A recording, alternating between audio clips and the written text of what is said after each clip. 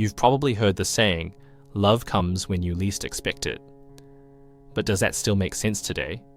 When dating apps and situationships have become the norm, and when more people are single than ever and don't believe in marriage anymore?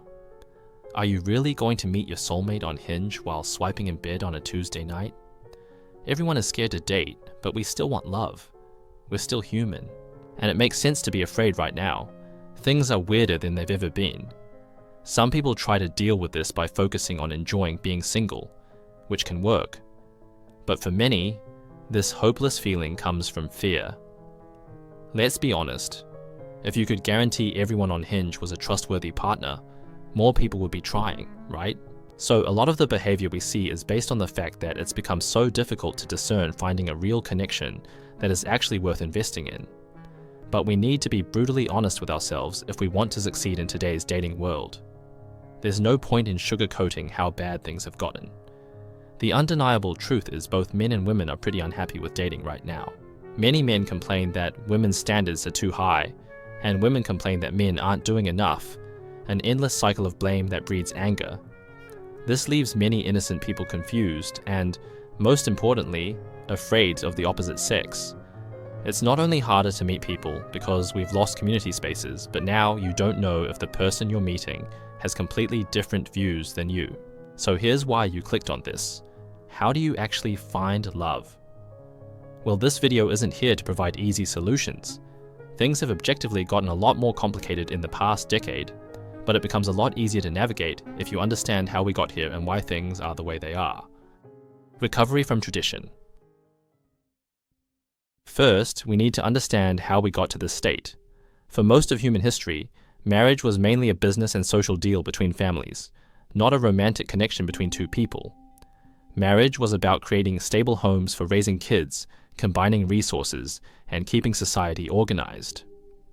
Love, while hoped for, was considered a nice bonus that might grow over time, rather than something you needed before getting married. The business side of old-fashioned marriage was clear and open. Across almost all cultures, marriages involved formal money exchanges. In many societies, the groom's family paid a bride price, while in others, families provided dowries.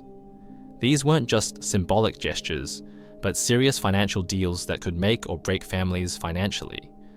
You're not alone if you think a lot of this sounds extremely transactional and cold, but it did provide clear frameworks for value exchange and made sure both families had invested interests in making the marriage work. Traditional courtship was highly structured, watched by the community, and focused on evaluating marriage potential rather than romantic exploration. Young people met potential partners through family networks, religious communities, or local social events where their interactions were observed and guided by parents and community elders. Physical intimacy was strictly controlled throughout this process, creating what economists call sexual scarcity that motivated men to commit to get intimacy and gave women significant power in choosing partners. The sexual revolution of the 1960s tore down the system without replacing it with anything equally functional. Suddenly, physical intimacy became available without marriage commitment, removing the main incentive structure that had driven courtship toward marriage for centuries. What we got instead was relationships without institutions, connections based purely on emotional satisfaction, and personal choice without outside support structures. Where courtship once had marriage as its clear endpoint, modern dating has no clear goal beyond seeing what happens. People date for entertainment, validation, companionship, sexual exploration, and sometimes eventually marriage. But there's no shared understanding of what the process is supposed to accomplish. This uncertainty creates the endless "what are we" conversations and situationships that define modern romance. Furthermore, removing sexual scarcity fundamentally changed the power dynamics between genders. Men no longer need to commit to access intimacy, while women can no longer use sexual access as leverage for commitment. This has created a market where commitment itself has become the scarce resource.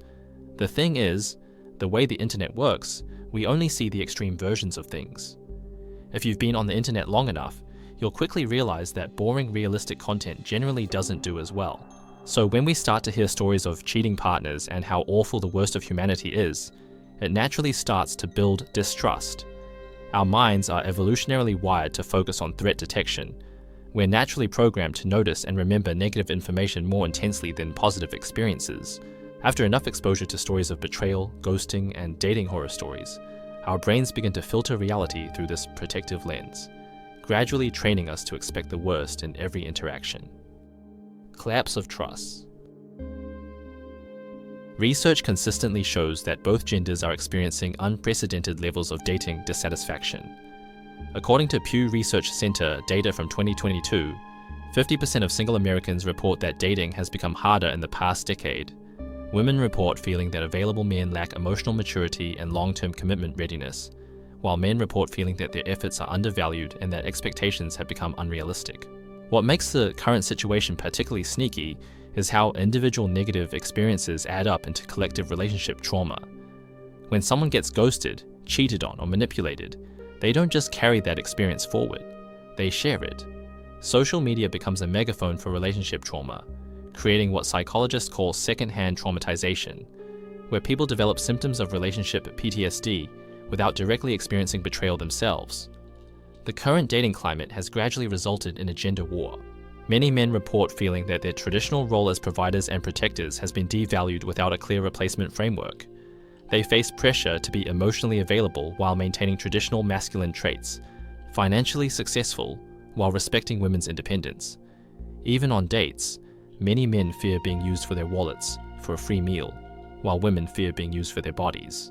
It becomes this tug of war, this weird mental game that has always been the case but has become far worse over the years. And let's not pretend there are many genuine bad actors who ruin the dating pool for others who just want to go on a date to meet people.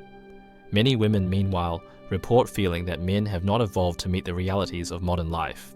They want partners who can match their educational and professional achievements while also providing emotional support and sharing household responsibilities. The data shows that women are increasingly out-earning and out-educating men, creating dynamics that traditional relationship models didn't account for. Both sides have legitimate complaints, but the conversation has become so polarized that addressing these issues constructively has become nearly impossible. Social media algorithms amplify the most extreme voices on both sides, creating the impression that all men are predators or all women are manipulative. At the same time, the people in healthier relationships are quite blissfully unaware for the most part to how bad things have gotten, since their feed is full of couples content rather than the hate-driven content for the people who are fighting in the trenches to find love, which only further invalidates the people who are genuinely trying, since they will be given advice such as, just take better pictures on your Hinge profile, and stop overthinking things, it's not that hard. But the risk and fear aversion is there for a reason. Dating is tedious because the rules have been completely broken, and you never know what you're getting into. The digital distortion. To further complicate things, just as we were still figuring out how to navigate new social norms, dating apps became popular. Dating apps have fundamentally changed the psychology of partner selection in ways their creators likely never anticipated. When presented with seemingly unlimited options, our brains shift from satisficing, choosing something good enough, to maximizing, seeking the absolute best option. This shift is catastrophic for relationship formation, because relationships require commitment to someone who is inevitably imperfect. The gamification of romance through swipe mechanics triggers the same psychological mechanism that makes gambling addictive. Users become addicted to the dopamine hit of matches, while simultaneously becoming less capable of appreciating the complexity of real human connection. Apps reduce potential partners to a curated highlight reel, creating unrealistic expectations about what relationships should look like. Dating apps exploit the grass is greener mentality, the tendency to believe that unchosen alternatives would have been better. Every person you don't swipe right on represents a potential missed opportunity, creating chronic FOMO that makes settling on any one person feel like a mistake. Social media algorithms, designed to maximize engagement, have inadvertently become distributors of relationship trauma. Platforms prioritize content that generates strong emotional responses, which typically means negative content outperforms positive content by significant margins. Stories of cheating, manipulation, and relationship horror stories receive more engagement than accounts of healthy, stable partnerships. Social media has also created perhaps the most damaging illusion in modern dating, the belief that everyone else is having better, more successful relationships than you are. Instagram couples appear perpetually happy, and TikTok romance content creates unrealistic expectations about what love should look like. And lastly, at the end of the day, these apps control love in a scary way. They are in full control of the algorithm and at any time can shadow ban you, change your matches, or limit your availability, unless of course you pay in order to grab more attention to increase your chances. Commodification of love. Perhaps most damaging is how modern dating culture has turned intimacy itself into a commodity. Dating advice culture has contributed to this by treating relationships like strategic games to be won, rather than connections to be nurtured. Concepts like sexual market value, leagues, and dating strategies reduce human connection to economic transactions. Women are often advised to know their worth and maintain high standards, while men are told to increase their value through status and resources. Both approaches treat relationships as negotiations between competing interests rather than collaborative partnerships between aligned people. The result is that dating becomes performative. People present optimized versions of themselves rather than authentic personalities, hence the recent trend of the performative matcha male who appeals to women by appearing to read books and drink matcha. Is this considered a manipulative tactic when tensions are so high already? Or is it simply a symptom of how hard it is to relate to the other gender at the moment? Financial factors also play a larger role in modern dating difficulties than most people realize. The economic pressures facing young adults today are unprecedented. Student loan debt, housing costs, and job insecurity create stress that significantly impacts relationship formation. The traditional model where men were expected to be primary financial providers has largely collapsed without a clear replacement, creating confusion about financial roles and expectations. An often overlooked factor is the fundamental mismatch between our evolutionary psychology and contemporary relationship demands. Humans evolved in small tribal communities where potential partners were limited and known quantities within social networks. Our brains developed mate selection mechanisms optimized for this environment, not the current landscape of infinite choice and anonymous interactions. Perhaps most tragically, modern dating culture has largely eliminated what previous generations took for granted: the opportunity for organic connection to develop naturally over time. The decline of third places, spaces that aren't home or work where people naturally interact, has removed most opportunities for relationships to develop gradually. This forces most people into dating apps or bars, environments specifically designed for romantic evaluation rather than natural friendship development. Is it over? Understanding how we arrived at this point is the first step toward navigating it successfully. The current dating landscape represents a collision between evolutionary psychology, designed for small tribal communities, and modern technology that connects us to thousands of potential partners. Our brains simply weren't designed for this level of choice and stimulation, and we're all struggling to adapt successfully and navigate things without getting hurt.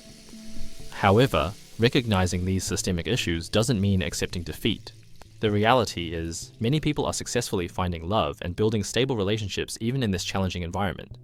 And the fact the dating market is more open than ever does mean authenticity does play a helping hand in finding someone that fits you. It just might take longer to do so. The key is developing awareness of the forces working against connection and consciously choosing to operate differently. The first step is accepting that dating today definitely requires skills that previous generations didn't need.